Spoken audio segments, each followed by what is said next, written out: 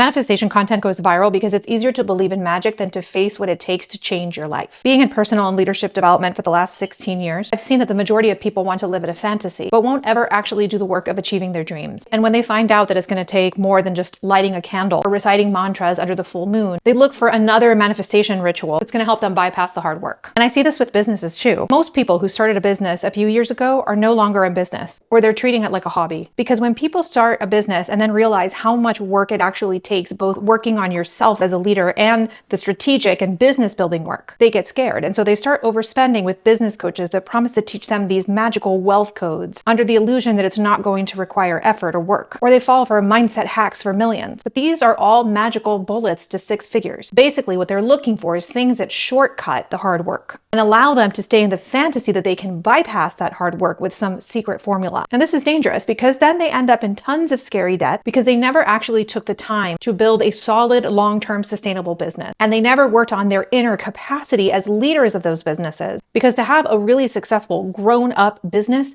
you need major capacity. In fact, it's emotional, mental, physical, strategic, boundary, and structural capacity that you have never had to have before. And now you need it. But most people don't want to do that work. They want a magical silver bullet that some business guru frolicking on a beach in Bali promised them. Now they're in so much debt that they can't keep up, so they quit and they go back to a day job to pay off that debt. And then they will either stay there or they will start their businesses up again after they recover on the side as a hobby. That business is usually low maintenance and low revenue. And no, I'm not saying that everybody that quits and gets a 9-to-5 is doing it because of that reason. And it's also perfectly okay to have a business that is more like a low stakes hobby or that just makes up a small portion of your revenue streams. But in particular, I am talking specifically about people who waste time, energy, and money chasing magical silver bullets because subconsciously they aren't actually up to the work that it takes to build a successful business. Imagine all of the money they would have saved if they'd just been honest with themselves from the beginning and just taken a year sabbatical from work instead of thinking that their exhaustion or their burnout meant they had to start a business. Now, that's not to say I don't like manifestation or that it doesn't work, but it doesn't work without you actually doing the work in tandem with the universe and your intention. Most of the things that you dream of, like an amazing relationship, $1 million